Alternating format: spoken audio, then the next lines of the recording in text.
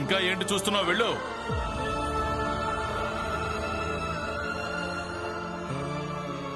భీమ్, నువ్వు వచ్చి మన ఇంటికి తిరిగి వచ్చేయి. రమా, సామాన్ తీసుకుని ఇద్దరు ఇంటికి వచ్చేయండి.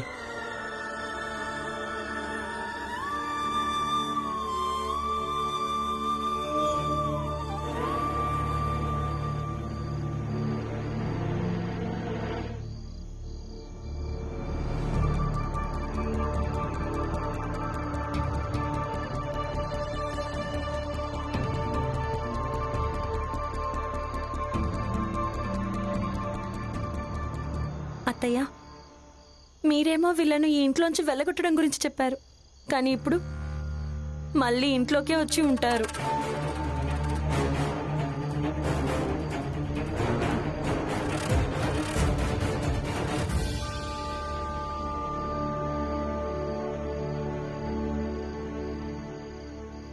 నిజం చెప్పనా, నాకు చాలా సంతోషంగా ఉంది. మళ్ళీ మనం మన ఇంటికే వెళ్తున్నాం. కనీసం మావయ్యని జాగ్రత్తగానైనా చూసుకోగలం. అవును రమా, మన ఇంటిని వదిలేసి ఉండటం నాకు మాత్రం ఎక్కడ మంచిగా అనిపిస్తోందని.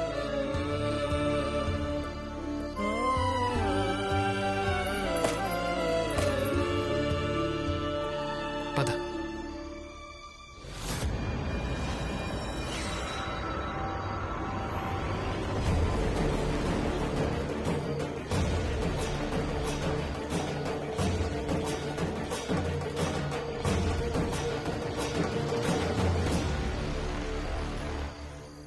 ఒకవేళ మీరిద్దరు ఇంటికొస్తే ఈరోజు రాత్రికే నేను ఇల్లు వదిలేసి వెళ్ళిపోతాను.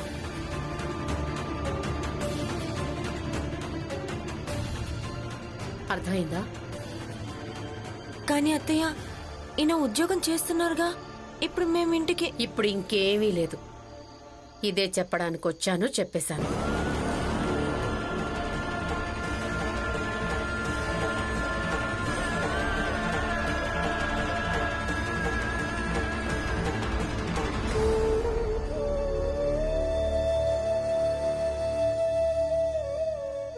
అక్క, బావగారు, మనం నిజంగానే మన ఇంటికి తిరిగి వెళ్ళిపోతున్నామా? అవును, కనిపించడం లేదా? అక్క ఇంకా బావగారు సామాను కూడా సర్దుకున్నారు.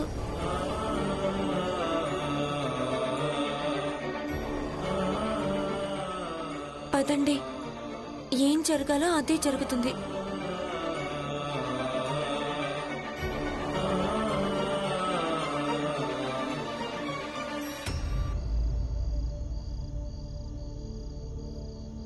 ఆనంద్కు ఉద్యోగం దొరికింది.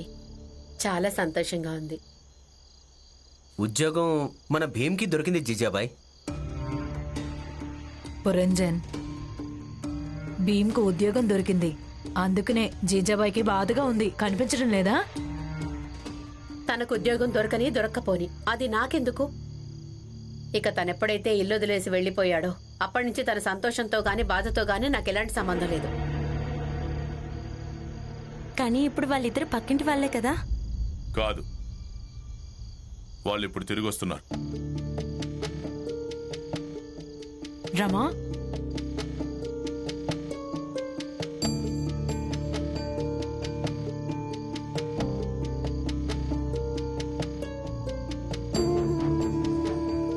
రమా, భీమ్, పిల్లలు, అలాగే మీ సామాను అంతా ఎక్కడ? లేదు మావయ్య, ఆయన రావడం లేదు. రావడం లేదా? ఎందుకు ఎందుకు రావడం లేదు? భీమ్ నిరాకరించాడా? నేను వెళ్ళి మాట్లాడతాను. అసలు అన్నయ్య చెప్పినప్పుడు వాడెలా నిరాకరించగలడు? ఆయన కాదు, నేనే ఆయన కొద్దని చెప్పాను.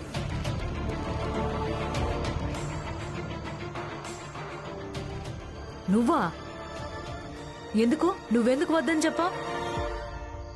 నేను ఒక భార్య అయినందుకు భర్త క్షేమం గురించి ఆలోచించాలి కదా. ఇక నాకేమనిపించిందంటే, ఎప్పుడైతే ఒకసారి ఇంట్లోంచి వెళ్ళిపోయిన తర్వాత మళ్ళీ తిరిగి వచ్చి ఏం చేస్తాం? అందుకే ఎప్పుడైనా ఈ ఇంటి నుంచి దూరంగానే ఉంటారు. రమా నువ్వు బుద్ధిమంతురాలు కదా, నువ్విలా ఎలా మాట్లాడగలవు? ఆనంద్ బావా, నాకు సరైంది అనిపించింది, అందుకే చేశాను. మీరు నన్ను క్షమించండి.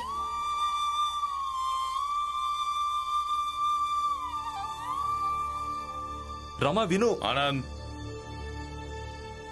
భోజనం చెయ్యి. ఈ ఇంట్లో అందరూ చాలా పెద్దవాళ్ళు అయిపోయారు.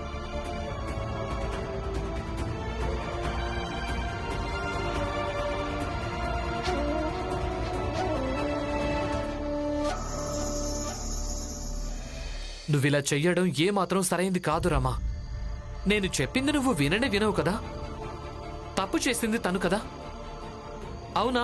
కానీ ఇప్పుడు అందరి ముందు నీది తప్పైపోయింది. కనీసం ఒకసారి నాతో మాట్లాడాల్సింది, మాట్లాడలేదు. ఇప్పుడు అక్కడ అందరూ నువ్వే నన్ను ఇంటికి వెళ్లకుండా ఆపేవా అనుకుంటారు కదా. ఏవైనా అనుకునివ్వండి, మన బుద్ధైతే మంచిదేగా. మంచి బుద్ధుంటే ఏంటి ప్రయోజనం? దోషమంతా నువ్వు నీ మీద వేసుకున్నావు కదా. నువ్వు చేసిందేమాత్రం సరైంది కాదు. భీమ్, దీన్ని దోషం వేసుకోవడం కాదు, త్యాగమని కూడా అంటారు. కానీ అమ్మా, ఈమె జీజాబాయిని ఇంట్లో నుంచి వెళ్లకుండా ఆపేసి తన అత్తారింటిని చెదరకుండా కాపాడింది. అలాగే తన భర్త కూడా సహకరించింది. అందుకే ఈమెని అలా అనొద్దు.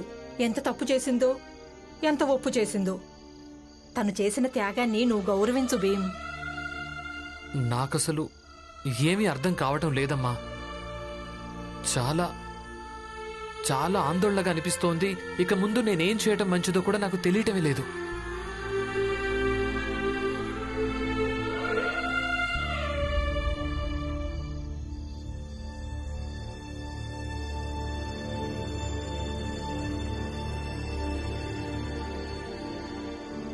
నాకేమనిపించిందంటే, ఎప్పుడైతే ఒకసారి ఇంట్లోంచి వెళ్ళిపోయిన తర్వాత మళ్ళీ తిరిగి వచ్చి ఏం చేస్తాం?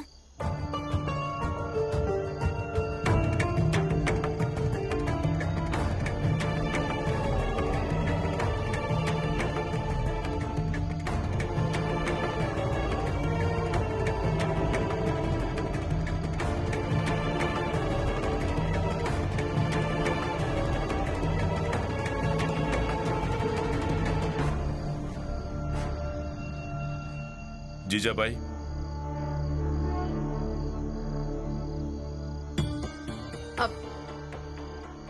ఏమైంది? నాకెందుకో వింతగా అనిపిస్తోంది. ఊపిరి ఆడినట్టుగా అనిపిస్తోంది. మీరు బానే ఉన్నారా? కాసేపు అలా బయట తిరిగొద్దాం, చల్లగాలిలో. ఎవరికి తెలుసు, మంచిగా అనిపిస్తుందేమో. సరే, పదండి.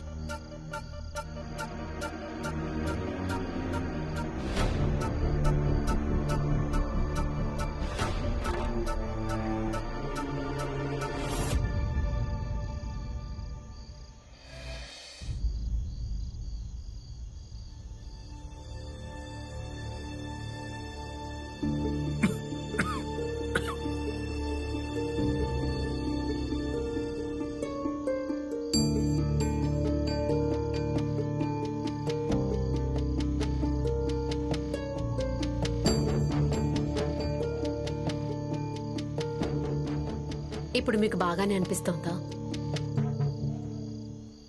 బానే కాదు, మంచిగా అనిపిస్తుంది. నువ్వు ఇంట్లోంచి వెళ్ళిపోయావు, నరకమే తగ్గిపోయింది. అంటే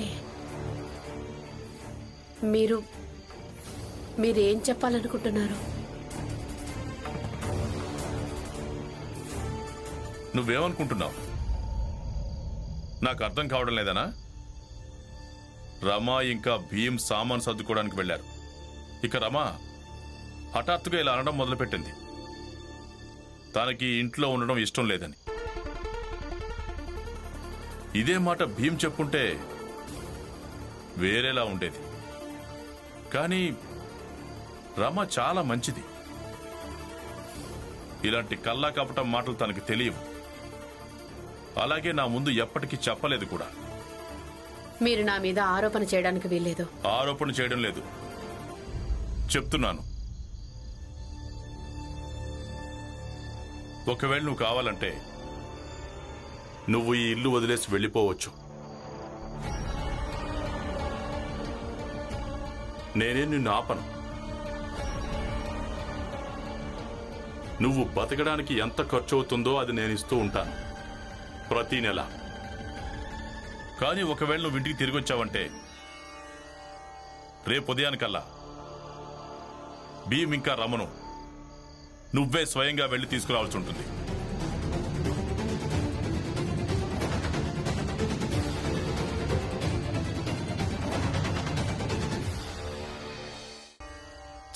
చూడండి గేడండి ఏం లేదు. ఇప్పుడు చాలా ఎక్కువైంది. ఇప్పటికే చాలా విన్నాను, సహించాను.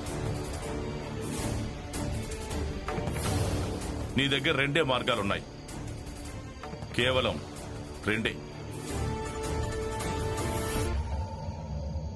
ఆలోచించు, నిర్ణయం తీసుకో. అలాగే నా దగ్గర అంత సమయం కూడా లేదు నేను నీ ఏడుపులు గీడుపులు వినటానికి. నేను రేపు పొద్దున పనిలో కూడా వెళ్ళాలి. ఆలోచించు.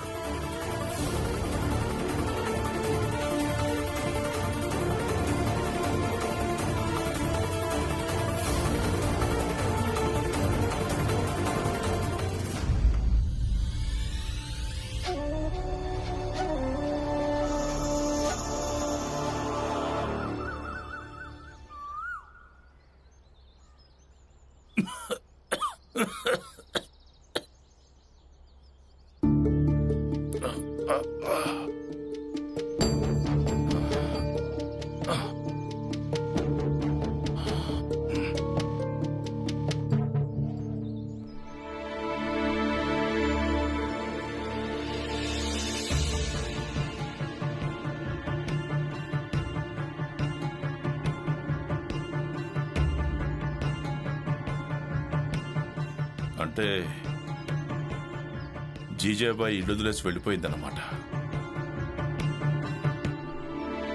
తను అర్థం చేసుకుంటే బాగుండేది.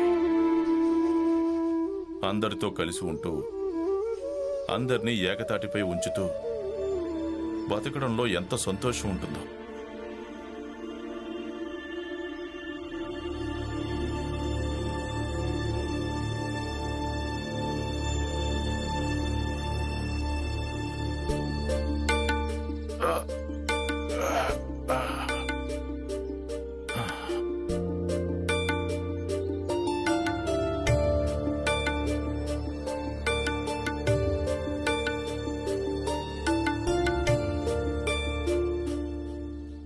రామ్జీ, ఇదంతా భీమ్ కారణంగానే జరిగింది. తన నేరస్తుడు అతనే. కాదు, ఇందులో తన తప్పేమీ లేదు. తన తప్పే ఉంది.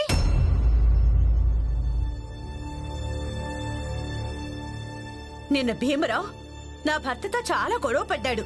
తనను అనరాని మాటలన్నీ అన్నాడు. ఆయన అవమానాన్ని తట్టుకోలేకపోయాడు.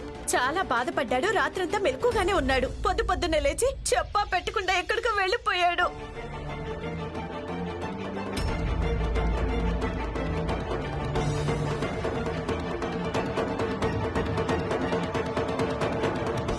ఏమైంది? ఏమైందో నేను చెప్తానుండు. నా భర్త తన సామానంతా మూట కట్టుకొని ఇల్లు వదిలేసి వెళ్ళిపోయాడు. ఇప్పుడు నీకు సంతృప్తిగా ఉందా? కేవలం ఇదంతా నీ కారణంగా. అలాగే నీ కారణంగా ఏదో ఒక రోజు ఇక్కడున్న వాళ్ళంతా తమ ఇల్లు వదిలేసి వెళ్ళిపోతారు. పిన్ని ఎక్కడికి వెళ్ళిపోయాడు? అసలు నాకేం తెలుసు ఎక్కడికి వెళ్ళిపోయాడు. పొద్దున్న లేచేసరికి సామానంతా మూట కట్టుకొని వెళ్ళిపోయాడు. అయ్యో, నా సంసారం నాశనం అయిపోయింది దేవుడా. నా జోకు నన్ను వదిలేసి వెళ్ళిపోయాడు. ఇక నేను ఎలా బతకాలి? ఇక నేనేం చేయాలి?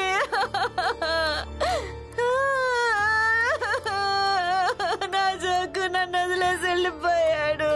పూజ, కొంచెం ధైర్యంగా ఉండు. అసలు ఇంకెక్కడ ధైర్యం? నీకు చాలా ఆనందంగా ఉందనుకుంటా కదా. లోపల చాలా సంతోషం కలుగుతుంది.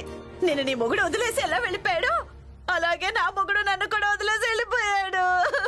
అరే ఏంటిది పులియా, అసలు నువ్వు ప్రతిసారి దలియమ్మ ముగ్గురిని మధ్యలోకి ఎందుకు తీసుకొస్తున్నావు? జోకు ఎక్కడికైనా వెళ్ళుంటాడు, మళ్ళీ తిరిగి వస్తాడులే.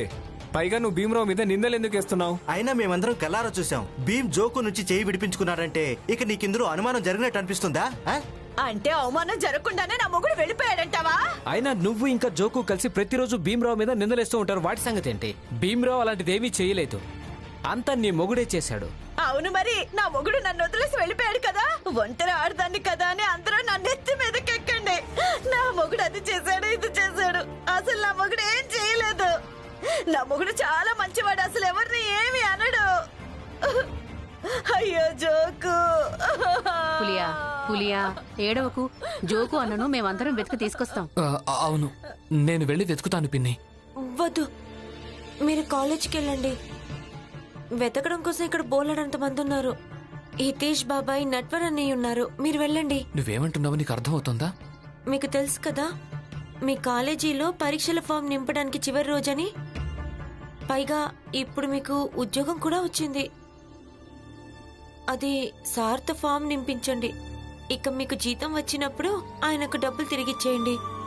అలాగే మీరు పనిలోకి కూడా వెళ్ళాలి. వెళ్ళండి, ఈ రోజు మీకు మొదటి రోజు. అయ్యో భీమ్, నువ్వు వెళ్ళు బాబు. నా మొగుడు ఎక్కడికి పోతే నీకెందుకు? ఈ రోజు ఉద్యోగంలో నీకు మొదటి రోజు, నువ్వు వెళ్ళు. నా కోసం నీ సమయం ఎందుకు వృధా చేసుకుంటావు? అయినా దీనివల్ల నీకేం నష్టం ఉంటుందని. ఎందుకంటే సంసారం ముక్కలైంది, నాశనం అయింది, నా ఇల్లే కదా. పులియా పిన్ని, మీరెందుకలా మాట్లాడుతున్నారు? మేమంతా కలిసి ఆయన వెతుకుతాం. అవును పులియా, ఇక్కడ ఇంతమంది ఉన్నారు కదా, ఇక్కడున్న అందరూ కలిసి నీ భర్తను వెతుకుతారు, అతను దొరుకుతాడు. కొంచెం ధైర్యంగా ఉండు. అయ్యో దేవుడా, నా మొగుడిని ఎవరు వెతకాలి? ఏడవకు, జోకు వచ్చేస్తాడు. పద పద పద, లే పద. నా జోకు ఎక్కడికి వెళ్ళిపోయాడో, ఇక నేను ఎలా బతకాలి?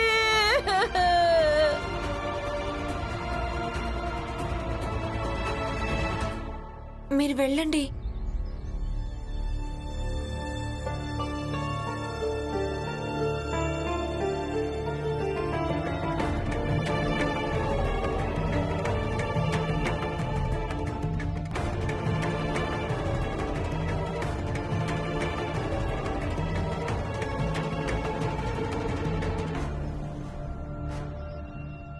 జీజాబాయ్,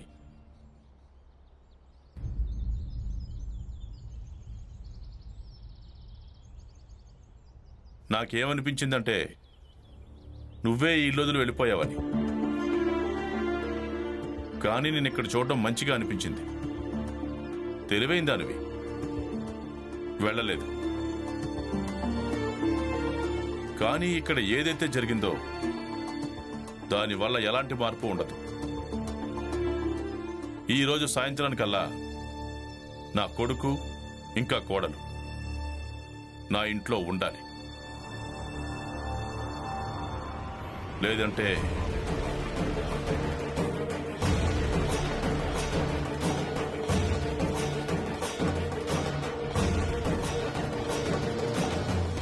బారిస్టర్ గారు,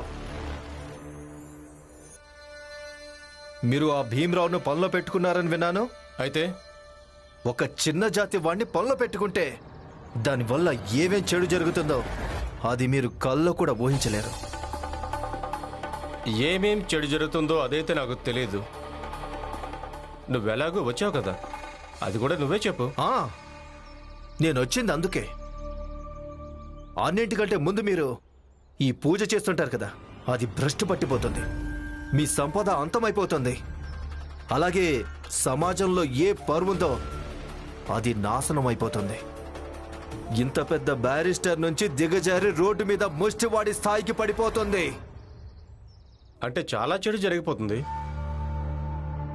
ఒక పని చేస్తాను, ఇవన్నీ జరిగినప్పుడు అప్పుడు నేను భీమ్ను పనిలోంచి తీసేస్తాను. ఎలా అయితే తనను పెట్టుకోవడం వల్ల ఇవన్నీ జరుగుతాయో అలాగే తనను తీసేయడం వల్ల ఇవన్నీ వాటికవే చక్కబడతాయి. ఏమంటావు? ఇక నువ్వు వెళ్ళొచ్చు. నవ్వులాట కాదు బ్యారిస్టర్, దురుసుతనం నాకు చాలా బాగా తెలుసు. నువ్వు ఎవరితో మాట్లాడుతున్నావో నీకు తెలియడం లేదు. ఇక చాలు, నోరు మూసుకో. బొంబాయిలోని పేరున్న లాయర్లలో ఎవరికి స్థానం ఉందో తను ఎదుటి వాళ్ళు ఎవరిని ఆలోచించి ఆ తర్వాత మాట్లాడాడు. అందుకే మరోసారి అకారణంగా ఒకవేళ ఇక్కడికి వస్తే మెడపట్టి బయట గడ్డించేస్తాను. బ్యారిస్టర్, ఈ వకాలతోహాన్ని మీరు ఇంకెవరికైనా చూపించండి. నేనెవరో తెలుసు కదా, రేషం సేట్ అన్న కొడుకు నరోత్తమ్ జోషిని నేను. నాతో గాని పెట్టుకున్నావనుకో నిన్ను సర్వనాశం చేసేస్తాను. చూడు, లాయర్తో అయితే అస్సలు పెట్టుకోకూడదు. అందుకనే నాకు దూరంగా ఉంటేనే నీకు మంచిది.